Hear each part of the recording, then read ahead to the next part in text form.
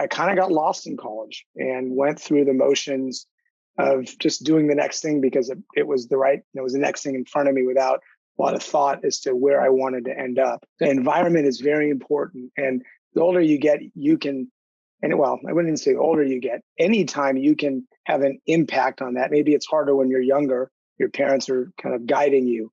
But when you get a little bit older, you get into your 20s, you can choose where you work. You can choose where you go to school if you go back to school. You can choose to make a move, and you can choose to find an environment that is suited for you and your capabilities and your skill set. And then you're going to be successful if you're in the right environment.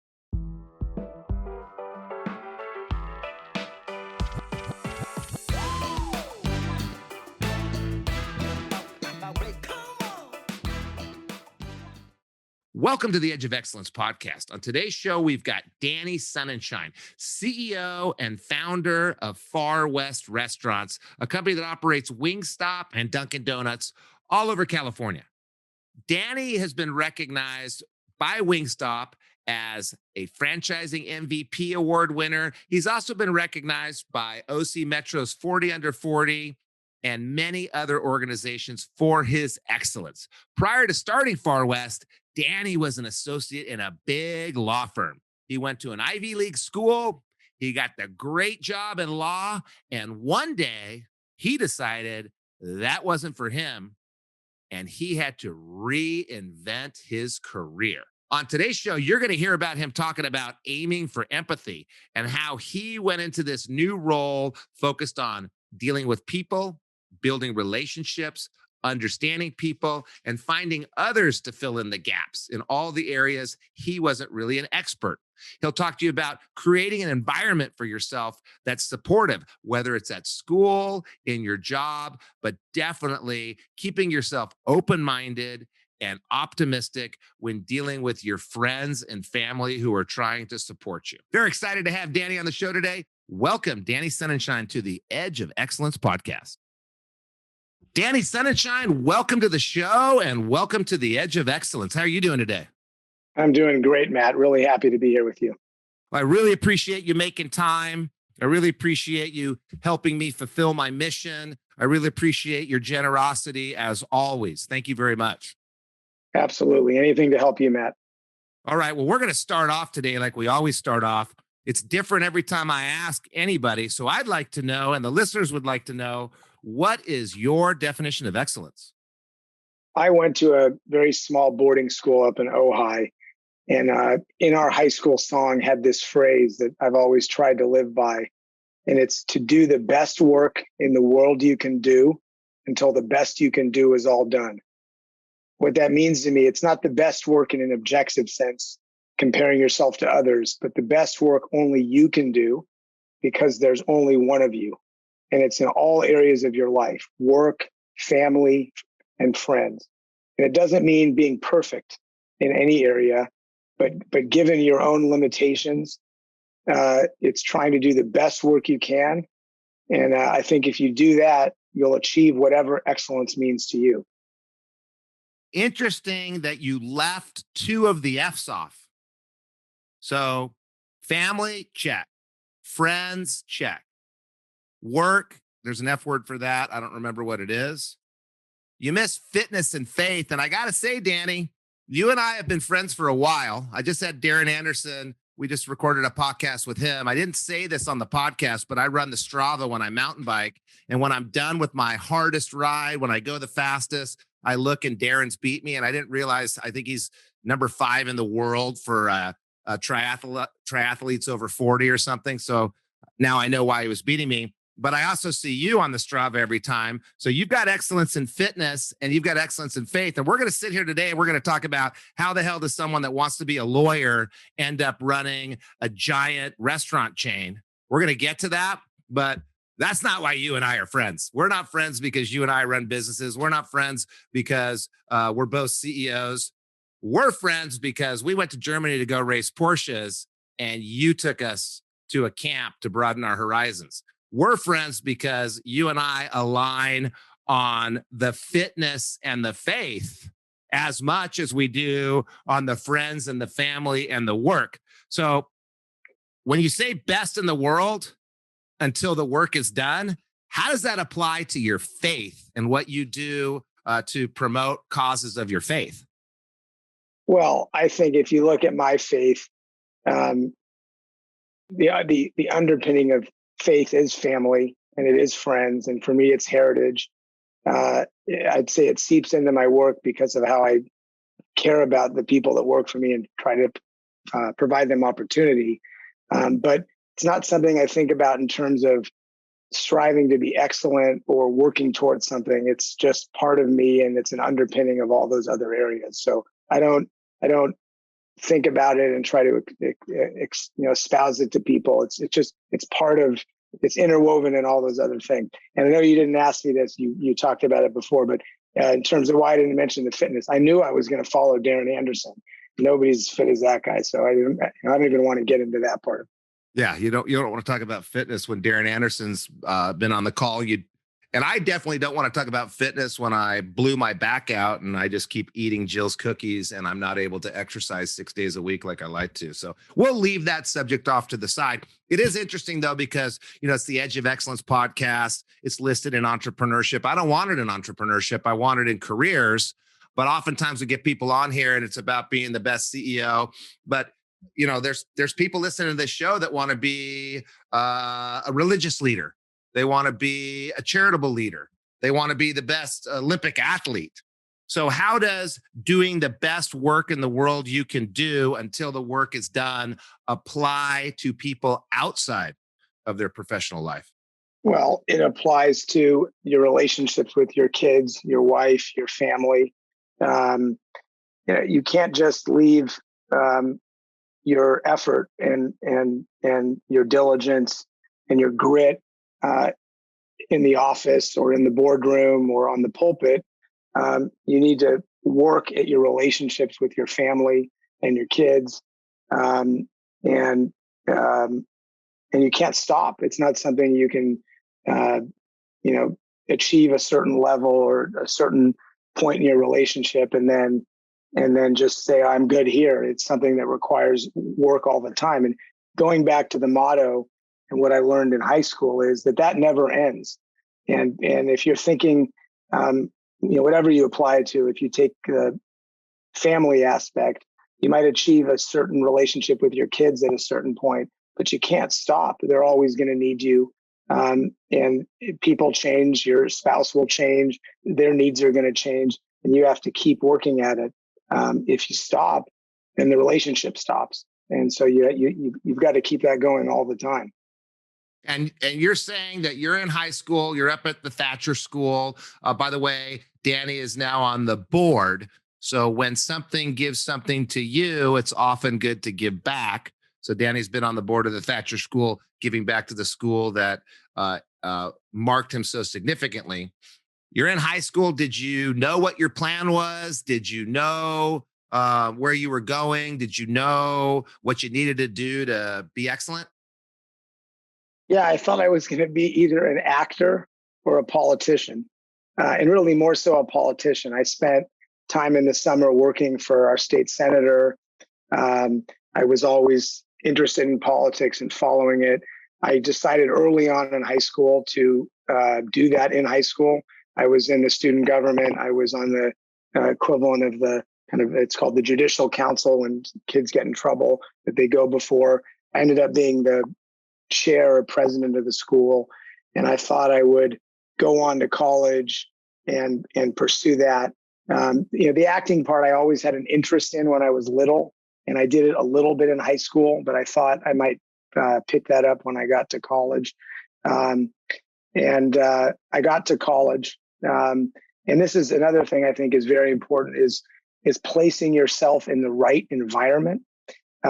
And sometimes you don't have a choice in that. You end up somewhere and you have to figure out whether it's the right place for you. But I went to as you mentioned, Thatcher, it's a 250 kid boarding school in the end of the Ojai Valley, small town, very small environment.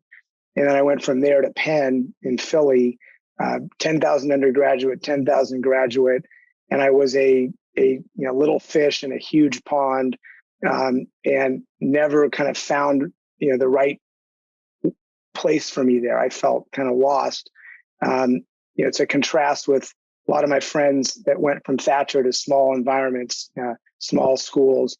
They thrived. And what I learned, and it took me a long time to figure this out, but I thrive in small environments where I can get to know people and I can have one-on-one personal relationships. And that's how I was in high school. I tried to be friends with everybody. I was very outgoing in a small environment. People got to see me up close and understand who I am, that I was an honest person, a hardworking person, truthful. And I got to this big school, this big environment, and I couldn't find that small environment, even within the big environment. And I kind of got lost in college and went through the motions of, just doing the next thing because it was it was the next thing in front of me without a lot of thought as to where I wanted to end up. The environment is very important. And the older you get, I wouldn't even say the older you get, anytime you can have an impact on that. Maybe it's harder when you're younger, your parents are kind of guiding you. But when you get a little bit older, you get into your 20s, you can choose where you work. You can choose where you go to school. If you go back to school, you can choose to make a move, and you can choose to find an environment that is suited for you and your capabilities and your skill set. And then you're going to be successful if you're in the right environment. So you go to Thatcher, one of the best high schools in the country. You then move to Penn, which it's not UC Santa Barbara, but it's a very highly regarded Ivy League school. And it's only 10,000 people. And I know you. I know you found your wife at Penn. I know you don't go to Penn unless you're kind of in the upper echelon of intelligence and drive. So are you saying that Penn was not the right environment? And did I hear you right? You said you couldn't find the small environment at Penn? Because I might have to call bullshit on you.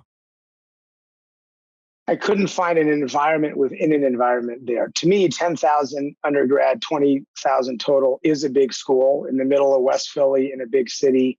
And I didn't find a sports team, an activity. I joined a fraternity, but kind of got burnt out on it towards the end. And you're very correct.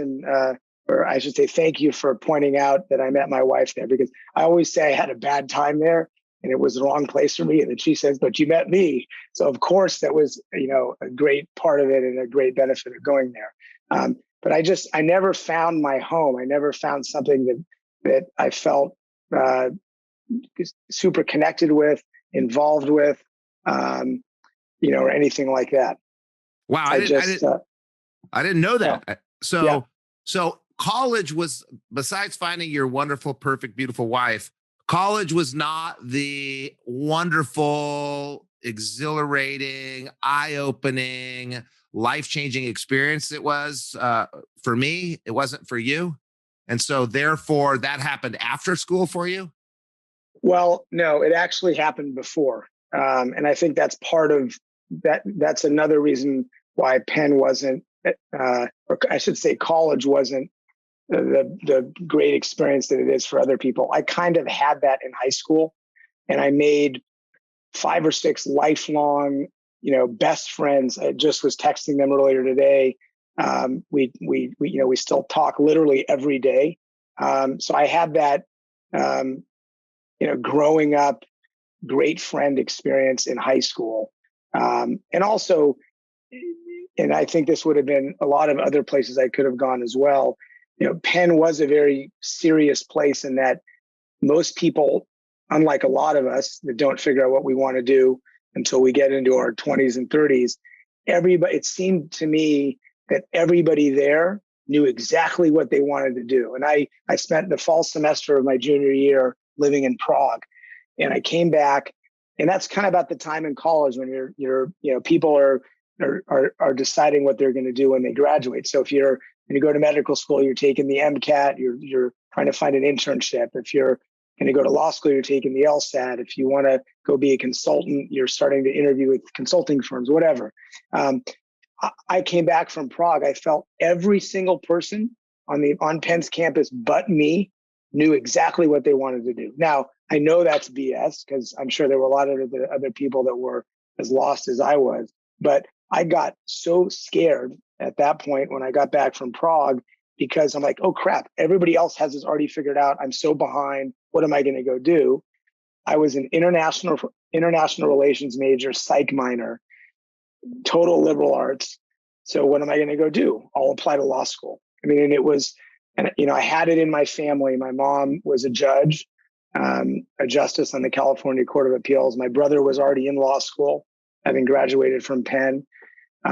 So it was an easy path because of them, but it was, it always felt to me, even later on when I graduated law school and passed the bar and went to work for a big international law firm, I felt like I had done this, it was the default path. It was, okay, I'll just go do this. And in retrospect, I wish I had spent a lot more time thinking about what I really liked and what I was interested in or what would make me happy. And I didn't. Now, it's not all bad. I mean, I got going to law school. If you end up going to law school out of default, it's a great background to have because you can use it in anything you do, and it opens up a lot of opportunities. So I don't regret it, but I do wish I'd thought about the choice more at the time. So I was in Indiana this weekend working with about 50 college kids, and I'm up in front of the group giving a speech. And for some reason, it came to me that there are 7,000 negative thoughts that go through your head every day, and you got to grab them and refute them. I also did a little college counseling for one of Kennedy's friends, and she kept saying that she wasn't interesting enough. I said, no, Mia, you grab that. You are interesting. And there's a bunch of people listening right now that are juniors, and they think what you thought. Everyone's already got their plan. Everyone knows where they're going. Everyone's ahead. And I wanted to stop real quick because you said it probably isn't true. It's not true. It's a negative thought. Not everyone at Penn knew where they were going. Many of them went and did things and changed their minds later. Danny was as good and doing just as well as everybody else. But oftentimes we don't think we are. And if we can just stop that and say, hey, that's not true, or maybe it is true, stop it and say, okay, it's true. I'm not going to beat myself up about it. How am I going to correct it? So how did you correct it? How did you get over not knowing where you wanted to go? And I'm not talking about law school. You went to law school. It's still where you didn't want to go. How did you figure out you wanted to get in the restaurant business and be a CEO and an entrepreneur instead of a lawyer at this big firm? There's a million ways I can answer that question, and there's a bunch of answers to it. The simplest answer is my wife. And the reason why I say that is when I went and started practicing law after law school, I ended up at a big firm. I wouldn't say the firm like the movie The Firm because they weren't laundering money for the mob, but it was that type of, high stress environment, late hours, grinding hard, and a very stressful, serious environment. And I started work on a Monday, the same day that my wife went to go to business school. And the end of that week, I came home. She had an easier schedule. She was home before me. Dinner was made. It was a Friday night. We were living in an apartment up in LA. It's commuting from Orange County, and I can picture this still. I mean, exactly. I walk in the door, and she says, "So how was it?" Kind of meaning the week, and without thinking, and this is 5 days into practicing law, I said, "I hate it. I hate it. I hate it every day I went to work this week. I don't enjoy this. I can't believe I'm going to do this for my career." And without missing a beat, and this was when I started working, she had gone back to school. So we were, supporting her through school. First thing out of her mouth was quit. And I said, I can't quit. I just took the bar. You just started grad school. This is what I'm supposed to do. I can't. What would I go do? And she said, you'll find something else. You'll find something that makes you happy. I mean, this is absolutely what happened. That was the fall of 98. I didn't leave the law firm until January of 04.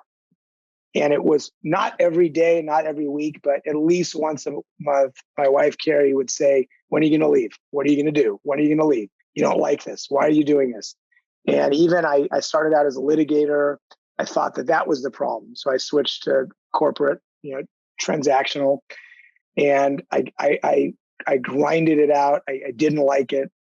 And it was literally every day. Now I am super lucky. I have amazing parents that are not only amazing parents and great people and great as a parent, but both extremely successful and great examples and full of ideas. So even my mom, who was a lawyer and then a judge and then a justice, very respected in California in the legal circles, she even said I should leave. And my dad had a business for many years that did kitchens, big industrial kitchens and restaurant design. And he had that business for 30 years, sold it, and just became an investor and invested a lot in the restaurant space. And he ended up investing in a concept out of Texas called Wingstop. He and a group bought it from its founder. And this coincided with the kind of the tail end of my legal career when I really started to think about going to do something. So about a year before I left, I finally, and it wasn't a moment where I said, all right, I'm going to go do this now. It just gradually built up over time. I finally said, all right, I need to go find something else. And I did spend about a year having breakfast with people, talking to people, my friends, my parents' friends, my brother's friends, kind of in a whole bunch of different sectors. And given my dad's experience in the food sector, I kind of started to gravitate towards that. And then with his involvement with Wingstop, learned about the brand and did the research and put a business plan together, decided to buy a territory and open. And I think I signed up for 10 stores at the beginning. I'd never even been in the back of a restaurant before, let alone worked in one. So it was a real leap of faith to get into something like that. But I knew I wanted to do something entrepreneurial. And I honestly figured I'll give it a shot. If it doesn't work after a couple of years, I'll go do something else. But anything is going to be better than being unhappy at the law firm. And just getting out of that environment, kind of whatever it was, was important. So just like college, you're in a wrong environment. Just like college, you're not getting what you need out of your environment. But unlike college, or maybe not, unlike college, you went and found your environment, and your environment was always there. It was your parents, it was your sibling, it was your wife, and you built that support system, that small support system that you were talking about in your definition of excellence, outside of everything else that's going on. It's really funny, Matt, the way you just described it, because I've never thought about it in that way. When people have asked me, well, how did you go do it? Usually I talk about my dad, and I always say, and this is still true, I say, I'm super lucky. I got so lucky that my dad got involved in this brand. This opportunity came up at the right time. It coincided with me wanting to leave the law. But you framed it a way I have never really thought about it, is that you just mentioned my mom, my dad, my wife. That's why. And it's not, it could have been some other opportunity as well, but that they were all there, my wife, to kind of kick me out of the door and force me to go do something else. And to talk about that for a second, I'll get to my parents. When we left, we had just moved into a new house that was a little bit more than we could afford. We took on a big mortgage. Every year staying at the law firm, you get a raise at a big firm. It's like lockstep. And it's, they call it the golden handcuffs, and they are, because you get locked into a lifestyle based on this rising salary and you don't want to leave. And when I left, I didn't take a salary at the business, I think, for the first 4 or 5 years of the business. And so we were all in, on this. And I always used to say that, the downturn, the 08, 09 downturn, that my wife and I had the downturn before the downturn, because we sat down at our kitchen table in 04 and said, and I don't want to make this out like we would have been out on the street or anything like that, because we have a very supportive family. I'm very lucky in the life I was, brought into, and it was nothing like that. But my wife and I did sit down at the kitchen table, and we took out a pad of paper, and she wrote down everything that I spent money on that she thought was extra, and I did the same for her. I had a much longer list than she did, but she said, "All right, for the next, until you start making money, you're not going to buy wine." I said, "Okay, I'm not going to buy wine." And I said, "You're not going to do this." And we went back and forth. And we just pared our lifestyle down to fit me not taking a salary and, into starting the business. So she was a huge catalyst in getting me out the door, and taking the plunge, but also being there to support me, that, saying this is okay financially for us and we'll be fine. And then in terms of my parents, it was I'll say with my mom, it was the lifelong example of her taking risks and doing new things. My mom went from starting her own law firm right out of law school as a woman lawyer in 1970 to being the youngest person ever on the California Court of Appeals to starting an investment bank and selling it with my brother. So she's constantly taken risks and done new things. And then I had my dad's example of starting a business in his mid-20s and growing it, to actually giving me this idea to get involved in Wingstop. So I did have an amazing support group. Yeah. And I also think it's beyond the environment in another way, Danny. And, there's a lot of people on this call that are listening that have the supportive family that you have or the supportive family that I have, but they don't listen. They don't take the opportunity. They're closed-minded to it. So it's one thing to have the support, and it doesn't, you grew up wealthy, I didn't, but we have the same parents. Your parents are Jewish, mine are Catholic, but we have the same parents. Our parents are supportive. Our parents have great ideas. Our parents want the best for us.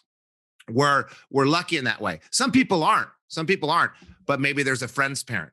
Maybe there's a teacher. Maybe there's a coworker. Maybe there's someone you could have ignored that open-mindedness, or you could have ignored those ideas. You could have ignored that support. You could have said, no, I don't want to do it. But you were open-minded and optimistic. How do you maintain that? Well, I think beyond your family and your spouse, I sought out people right when I was getting into the industry that I still call when I need help and support. So it's important to seek those people out, obviously, when you're getting into something. But in order to be successful and happy once you get into it, especially in the field that you choose, it's important to go out and find those mentors. And it's funny, you end up seeking them out on other things later on, having nothing to do with why you got into it or even the field that you're in. But, people do love to help. A lot of people do. I mean, there's a few that don't, but people love, it's flattering when people reach out to you and, seek advice and seek help. So there's some, I had a good friend that was very high up at Taco Bell and Panda Express. I had another one that had a big pizza chain here. I still call them all the time. I still get advice, because you're going to encounter a lot of things, especially when you go into something new. Everything is going to be new for you. And if you can find people that have done it before, it helps a lot to find that support. There's probably someone listening right now. They feel they're in the wrong environment. They don't like their school. Their friends aren't working. It's not working for them. Or maybe they're in a law firm and they realize I don't want to be a lawyer. Or maybe they just lost their job and they have to make those cuts that you're talking about. They didn't voluntarily leave. They lost it. It's really hard, right? It's really hard not to get down. There's 7,000 negative thoughts going through your mind every day. And when things aren't going great, it's hard to be open to opportunities. It's hard to be optimistic. But somehow you were. Did you always listen to your parents? Did you always listen to others? As I haven't. I'm horrible at that. How were you able to go, hey, you know what?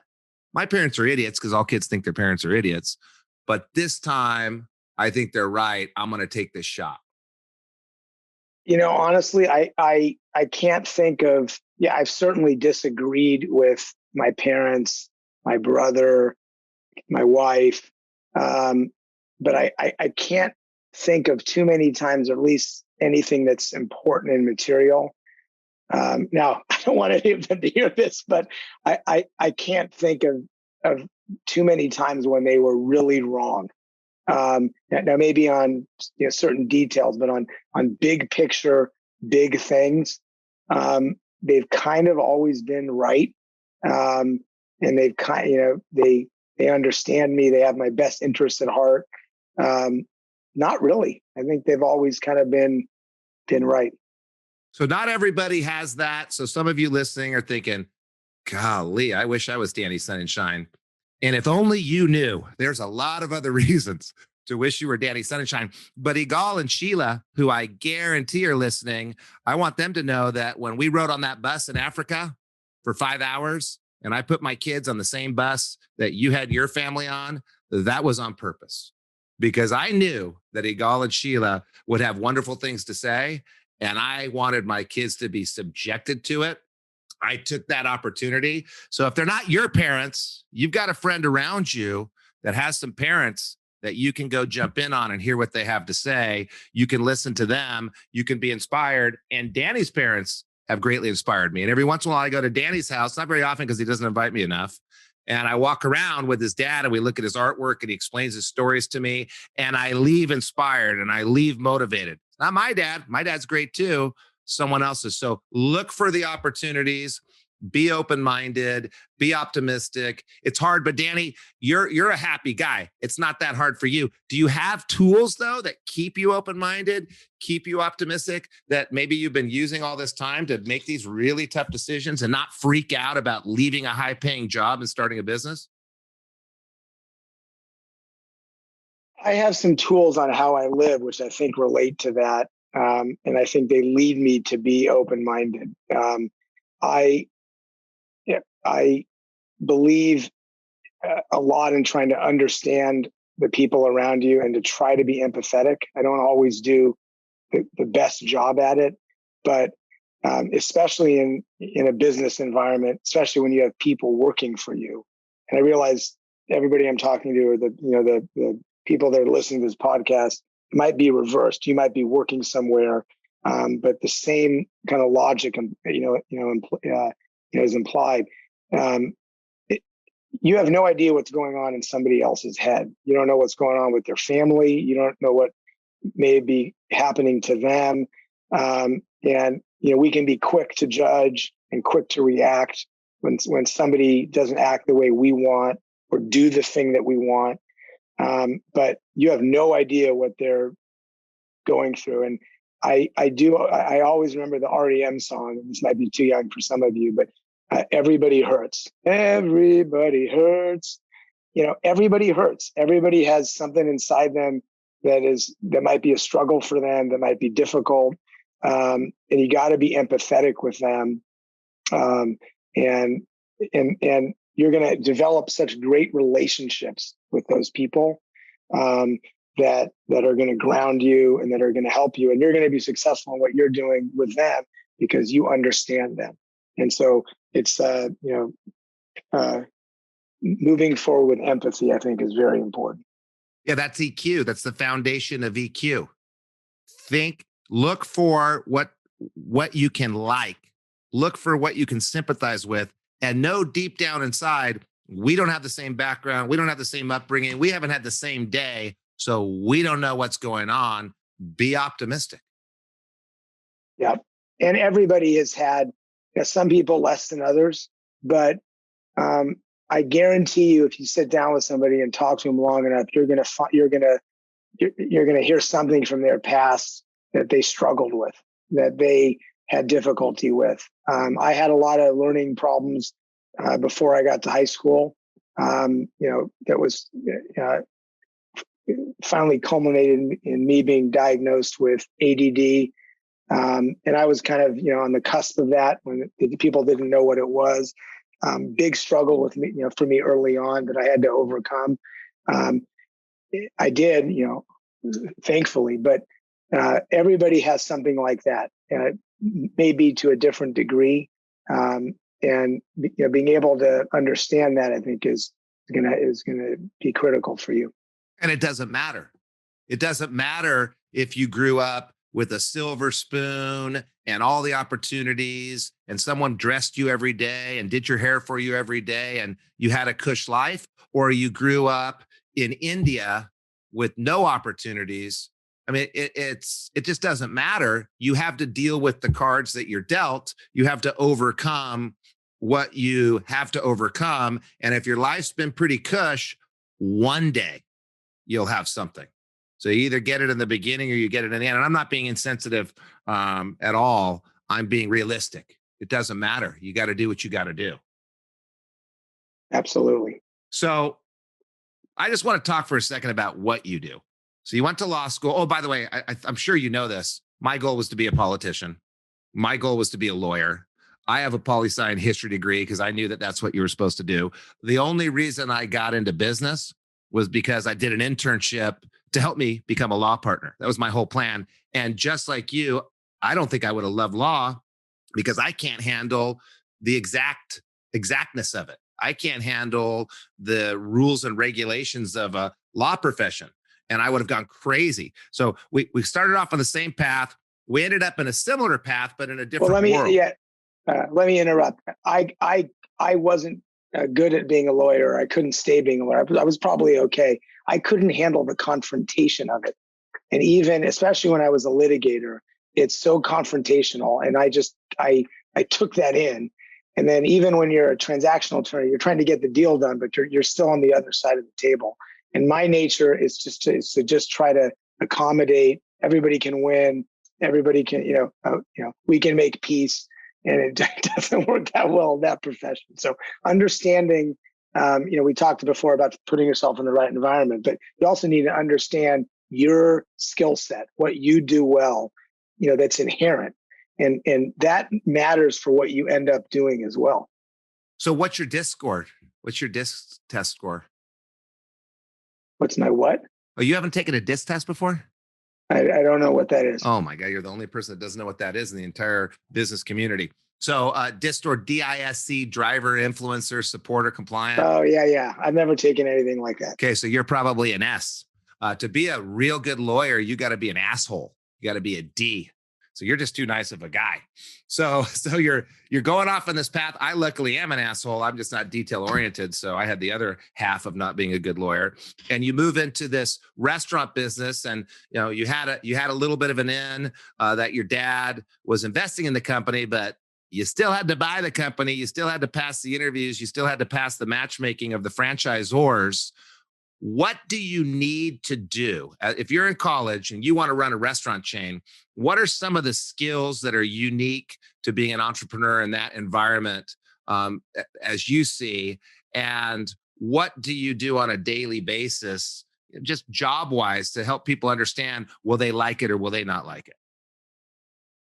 Well, I used to think when I started and was intimidated by everybody around me that in order to be a good business person and run any business, it could be a software business, a restaurant business, engineering firm like your guest, Darren, that you needed to know finance, accounting, marketing, and that you needed to have training in that. And for the first however many years, I always felt a little bit insecure and deficient. Especially when I would get in conversations with people and they would start throwing around terms I didn't understand. When I was talking to the bank and trying to negotiate, and I may not understand exactly what they were saying. And then I realized after a while that none of that really matters, because you can surround yourself with people to help you with all that. For me, it's pretty simple. You have to be able to take risks. You have to be inquisitive. You have to be able to grind and work hard. You have to deal with failure. You're going to have a ton of failure. This idea that we all have now, a lot of it because of tech startups and IPOs, and it's going to be a get rich quick. You're going to start this thing, and in 2 years, it's going to be at this, and you're going to strike it rich. That does happen, but it's a small fraction of what happens. If things take time, you have stumbles, you have falls, you have to get back up. I know it's cliche, but you're going to have failure. But the most important thing And you don't need any training for this. You just need to be good at managing employees and dealing with people and being personable and getting to know people and listening to them. You talked before about emotional IQ. That's what I think emotional IQ is. And I don't often like to toot my own horn. I will say, of all the attributes that I need to be a successful business person, it's my ability to get to know people and relate to them. I've developed great friends kind of at all levels of my business. People I deal with at our franchisor Wingstop, people I deal with at our private equity company that recently invested in us, my long-term employees, kind of everybody I deal with in my orbit. I've made friendships. I have really strong friendships. I call them to talk about things that aren't work related. So it's just, any organization you end up running as a business person, it's all about the relationship. It's all about the people. Everything else, don't worry about. You don't know how to read a balance sheet, or you don't know some financing term. You can get help with that. You can learn enough to manage it. But the most important thing is how you deal with people. So you find people to fill in the gaps. You work really hard. You take risks. You don't let the failures drag you down to where you're incapacitated. You get over them and you move on. And it comes down to being able to deal with people, get to know people. And when I think of you and I think about that, that's who you are. You love people. You love getting to know people. You love lifting people up. I asked you what would be a win in this podcast. You said nothing. I'm just doing this to help out. You don't care. It's always palm down giving. What if someone's not a people person? Like I think about Bill Gates. He's not a people person. I think about Steve Jobs. He wasn't a people person. So how were they able to, have the same role as you in a different industry without having that skill set that you think's the cornerstone for your success? Well, I think you're going to end up, I think you have interviewed and you're going to interview a lot of people on this podcast. I mean, I happen to know very well the person you just interviewed, Darren, that we keep talking about, the fittest man in the world. He and I are completely different. He has his own way of dealing with people that works. But everybody's going to have a different way of doing it. You need to figure out your own way. And I think, it's kind of one of the reasons why I was excited to come on the podcast is because I think after you get done doing this and however many dozens, if not hundreds of people you talk to, you're going to have a treasure trove of examples that people can listen to. And maybe there's somebody who listens to mine and says, yeah, that's kind of like me. And so this is the way I need to do it. So, I haven't studied Bill Gates or, those guys enough to totally answer that question. But it's just another example that works. And there's many different ways of being successful running a business. Yeah. So you found your strength, maybe your strength. Yeah. And then you leveraged it. Yeah. I think that's fair. Right. And it's not something I realized at the beginning. Obviously it's with the benefit of hindsight looking back on how I did it. But the reason why I brought up all this stuff about things you may think you need, but you don't, because at the beginning, you don't know that you don't need them. So I was convinced for many years that I needed to have a finance background. Even after the business got going and we were actually starting to do well, I went on this kick for a long time. I was talking to my dad, talking to my brother, and talking to my wife about, I need to go back to business school because I joined a business group. And I'd get in these meetings and I felt like I was the only idiot in the room because I didn't know what half of them were talking about. And then once I really got to know them, a lot of people don't know a lot of things and they only know some things. And there's different ways of doing things. And to the credit of my dad and brother, they said they're, and my wife, because she'd gone to business school, they said, you're doing it. You're getting your MBA in running your business. You don't need another degree. That was a good perspective. Yeah, you have a great support structure. Not everybody does. You have a great support structure. And basically, you just keep doing it. You just keep going. So I got two more questions for you. One of my favorites What sacrifices did you make when you're young that you don't regret at all because they helped you end up where you are? Well, so many things we've talked about today. I that I put myself in environments that weren't right, or I think looking back, I did the wrong thing. Um, you can't look back on anything with regret and say, oh, that was the wrong thing. I shouldn't have gone to law school. I shouldn't have gone to Penn. I shouldn't have stuck it out at the law firm. All of those things formed me. And I think struggling through some of those things kind of shaped how I ended up being. Um, so they're all building blocks. Some people find things sooner. So had I figured out some of these things about my personality and what was going to make me happy earlier on, maybe I'd be better off, or I'd be that much farther ahead. But it's kind of irrelevant. I mean, you are where you are, and it's because of where you've been, whether that was right or wrong. And you just have to learn from those experiences, and that helps you in what you're doing now. So don't look back. Just learn from where you've been and apply it to the present. Yeah, I've had some painful moments in my life. I lost all of our money, had to put my house on the market. It was a really tough 3 years from 2007 to 2000, well, 4 years till 2010. I wouldn't go back and not lose all my money. I mean, it was horrible at the time. It really caused damage in my family, emotionally for my wife, especially, but it made us who we are. I was watching an interview the other day from our College Works business, and there was a young woman on there that's been in 5 foster homes in high school. And I called up the person that was interviewing. I watched the recordings. I called up. I said, we have to hire that person. She's going to be the best person in the company. And I think of, a person we know that started a skateboard company that was kicked out of his house in 10th grade and had the largest skateboard company in the world. A friend of ours who grew up in Africa and had to defend his family from their abusive father, got hit in the head with an axe handle and become one of the greatest bankers of all time. Those people wouldn't, really painful occurrences they had. People listening have had pain.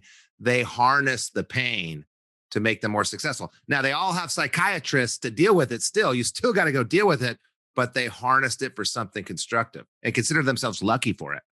We can do a whole nother podcast on Danny Sunenshine pre-high school, which we haven't touched on too much. I was kicked out of school in 7th grade. I had horrible behavioral problems because of ADD. I had a really bad stutter. My favorite part of telling that is I ended up, the school I was kicked out of ended up being the president of the board of the school after sending my kids there. And I every day I walked into a board meeting, and I would talk about it all the time. It kind of became my little shtick, but I relished in the fact that I had gone back there and shown them that, that wasn't me, or I evolved or whatever. We all have those things that now, to different degrees. And some of the people you mentioned had really, tough times. I just had a few, things that I had to go through, but, it's fun when you can, win is not the right word, but when you achieve some level of success, especially in areas where you didn't have it, it's very satisfying. I too left a very elite private school, and it also haunted me all my life. And I was the chairman of the school board at the same time you were the chairman of a different school board, and I felt the same way. And I would love That's to go so rub awesome. it in their faces. That is great. My favorite quote: "He who has a strong why can bear almost any how." You know where that quote comes from? I don't. Man's Search for Meaning by Viktor Frankl. So if you think about, that's the book you gave me. I should have read it more closely.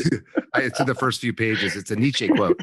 I hate to bring it up because that's historically probably the worst suffering of all time. So I can't compare anything that I've ever done to any of that. But I remember that Viktor Frankl made it through the worst possible thing you could ever get through because he wanted to reunite with his wife.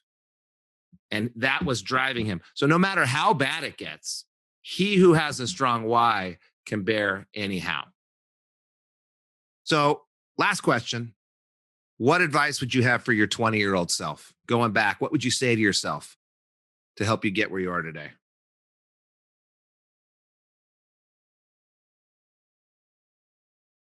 I would say, don't be afraid to self-examination, and don't be afraid if that self-examination leads you to admit that you're doing something you don't love to do.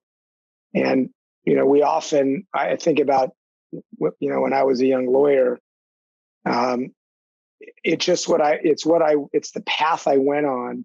And I had to spend a lot of time and effort to go down that path, of going to law school and taking the bar. And I'd arrived at, by any measure, was a very prestigious place that a lot of people envied, and that was lucrative. But I just wasn't happy. And it's okay to be unhappy, and it's okay to kind of soul search and leave an environment that others may think is a pinnacle, but for you is a valley. And you got to know when to leave. You didn't leave that first week. You held out to make sure you were right. You didn't even leave for 6 years. And I'm sure, knowing you, part of that was validating. Like when I was an intern for this company, College Works, I'm knocking on doors. I hated knocking on doors. I didn't get any leads. I hated not getting any leads. I couldn't sell. I hated not selling. But I'd only been doing it for a month and a half. I'm not going to give up a month and a half in. You got to persevere to a certain point, but people don't say this very often. Sometimes you do have to give up and move on. Well, and something you just said about the timing, and, I see dozens and dozens and dozens of resumes for all different positions in our business. And every single time when I see the resume that has 8 jobs in 5 years, I walk down to our head of HR, and I same conversation. I just say, here's 2 people. This one has been at a few places for a long time. This one's been at many places for a short time. I just don't get it. And the head of HR always says, well, it's just different now. That's millennial. And, when they're not happy, they go to find something else. I think there's something in between that and staying too long. But I think you do have to give places a try that you've started at, and you owe it to some places sometimes to not, leave too quickly. On the other hand, don't stay forever in something you don't like. There definitely is a middle ground. Great advice. Well, the only thing I've been surprised about today is after you went to law school that nobody told you should take up rock and roll music, because I know that Elvis and Priscilla Presley were married in your grandfather's backyard. And we didn't mention that today. So no musical interest for you? Well, only if you and I, who are the spitting image of Hall and Oates, could form a duo together and do that. Other than that, no interest, Matt. Well, I am, by the way, I haven't told you this. My daughter's a musician, and she makes sure that I never tell anybody. And she's so pissed at me for mentioning that her song was doing well on SoundCloud.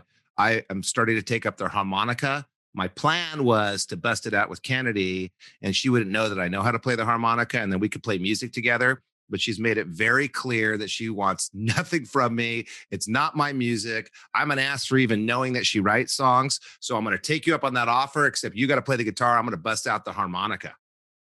If you do that, I'll learn the guitar. Absolutely. Perfect. Well, Danny Sunenshine, CEO of Far West Restaurants, available to be reached at farwestrestaurants.com if you want to look at being employed by Danny or working in that industry, figuring it out. I really appreciate you coming on the show. I really appreciate your willingness to support me, helping these young people figure out how to be like you. Thank you very much for making it on the show today. Well, Matt, I want to say what a thrill it was to be here. You and I have become great friends. I'm so proud of what you do to help people. And I'm so proud to be associated with this, because I know you've dedicated yourself, not only in your business, but in this podcast, to helping people on their path. And I couldn't be more thrilled to have done this with you, Matt. So thank you. I appreciate it. Thank you.